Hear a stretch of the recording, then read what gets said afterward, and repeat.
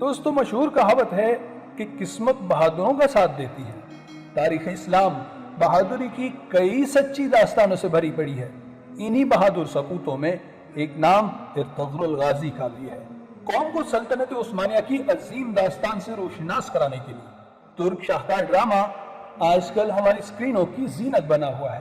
دوستو اس ڈرامے میں چند ایسے مناظر بھی دکھائے گئے ہیں جن میں اس بہادر شخص ارطغرل کو عین موت کے منہ میں دیکھا جا سکتا ہے، اور ان کی اتھاہ گہرائیوں میں غوطہ زن اس شخص پر قسمت کس طرح مہربان ہوتی ہے۔ ایسے مناظر یقیناً ناظرین کو مسرت و تسکین بخشتے ہیں۔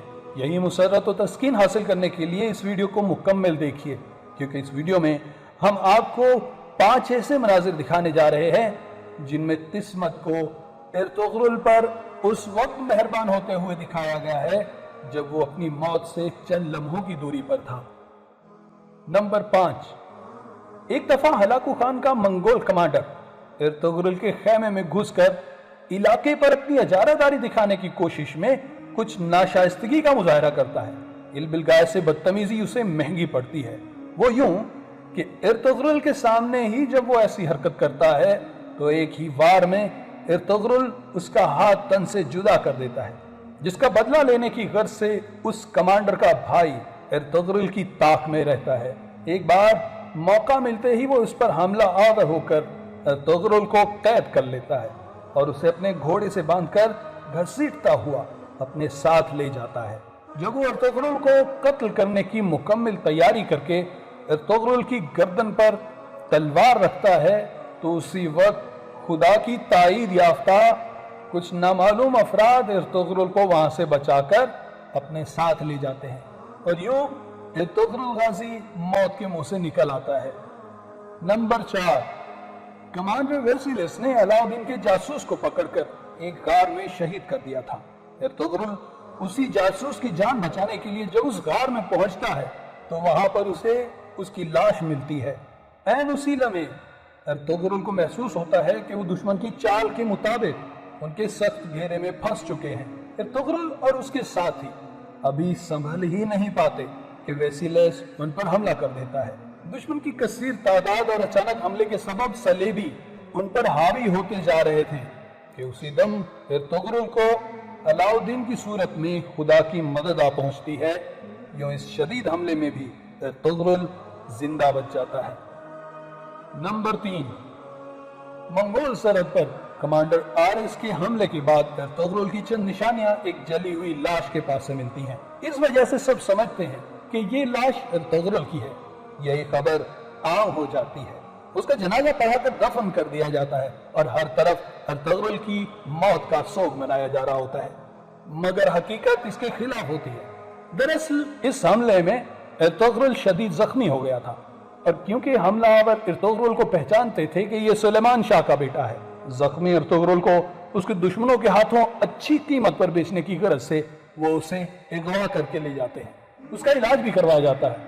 جب ارطغرل تندرست ہو جاتا ہے تو وہ کسی بھی طرح سے وہاں سے بچ نکلتا ہے۔ اس کے قبیلے میں اس کی شہادت کے سوگ کا سما ہوتا ہے۔ اس موقع پر جب ارطغرل اپنے قبیلے واپس پہنچتا ہے تو سب اسے دیکھ کر بے حد حیران ہو جاتے ہیں۔ اس موقع پر قبیلے میں جشن کا سما ہوتا ہے۔ ناظرین، قبیلے والوں کی خوشی کے یہ مناظر بہت دلکش انداز میں فلمائے گئے ہیں جو کہ دیکھنے والوں کو بھی مسحور کر دیتے ہیں۔ نمبر 2، نشے سے چور ترگت کے خنجر سے زخمی ہونے کے بعد جب ارطغرل کا علاج جاری تھا تو کردوغلو ارطغرل کی بے ہوشی کا فائدہ اٹھاتے ہوئے اسے قتل کرنے کا منصوبہ بناتا ہے۔ اسی مقصد کو حاصل کرنے کے لیے وہ الپارگو کو تیار کرتا ہے۔ منصوبے کے مطابق جب الپارگو ارطغرل کو اس کی بے ہوشی کی حالت میں خنجر مارنے لگتا ہے تو عین اسی وقت روشنی خاتون فوراً پہنچ کر اس کے حملے کو ناکام بنا دیتی ہے۔ اس دوران ارطغرل کی آنکھ کھل جاتی ہے اور وہ الپارگو کو مار ڈالتا ہے۔ اس حملے میں مزاحمت کرنے پر روشنی خاتون خود بھی زخمی ہو جاتی ہے۔ اور نمبر 1، العزیز کو یہ ڈر تھا کہ ارطغرل حلب پر حملہ آور ہونے والا ہے، اس لیے جتنا جلدی ہو سکے اسے ختم کر دیا جائے۔ حلیمہ سلطان کے نکاح سے انکار کے بعد العزیز ایک چال کے تحت اسے شکار گاہ لے جاتا ہے۔ اسے معلوم تھا کہ ارطغرل ضرور پیچھا کرے گا، اس لیے ارطغرل کو دھوکہ دینے کے لیے وہ ایک کے بجائے 2 بگیوں کا استعمال کرتا ہے، اور اس کی یہ چال کام بھی کر جاتی ہے، کیونکہ اسی بات سے دھوکہ کھا کر ارطغرل دوسری بگی پر ہی حملہ کرتا ہے جو کہ خالی تھی، مگر جب اس چال کو ارطغرل سمجھ پاتا ہے تب تک دیر ہو چکی ہوتی ہے۔ حلیمہ سلطان کو حاصل کرنے کے لیے جب وہ بگی کی طرف متوجہ ہوتا ہے تو العزیز کی چھپی ہوئی فوج ارطغرل پر حاوی ہو جاتی ہے، اور یوں اسے پکڑ کر العزیز کے سامنے پیش کر دیا جاتا ہے۔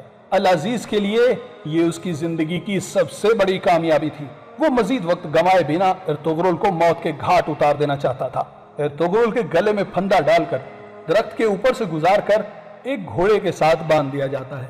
یہ سارا معاملہ حلیمہ سلطان کی موجودگی میں اس کی آنکھوں کے سامنے ہو رہا تھا۔ ارطغرل کو پھانسی دینے کے لیے جیسے ہی گھوڑے کو دوڑایا جاتا ہے تو حلیمہ سلطان بجلی کی سی تیزی سے العزیز کی کمر پر بندھے ہوئے خنجر کو نکال لیتی ہے اور دوڑ کر ارطغرل کے پھندے کی رسی کو کاٹ ڈالتی ہے، اور ارطغرل اپنی موت سے چند لمحے پہلے ہی ایک بار پھر زندہ بچ جاتا ہے۔ دوستو، اس ویڈیو کو آپ تک پہنچانے میں ہماری کاوشیں اگر آپ کو پسند آئے ہوں تو اس چینل کو ضرور سبسکرائب کیجئے اور اس ویڈیو کو لائک اور شیئر کیجئے۔ ہماری آئندہ آنے والی ویڈیوز کا نوٹیفیکیشن حاصل کرنے کے لیے بیل کے بٹن کو بھی پریس کر دیجئے، اور اپنی آراء نیچے کامنٹس باکس میں ضرور درج کیجئے۔ اللہ ہم سب کا حامی و ناصر ہو۔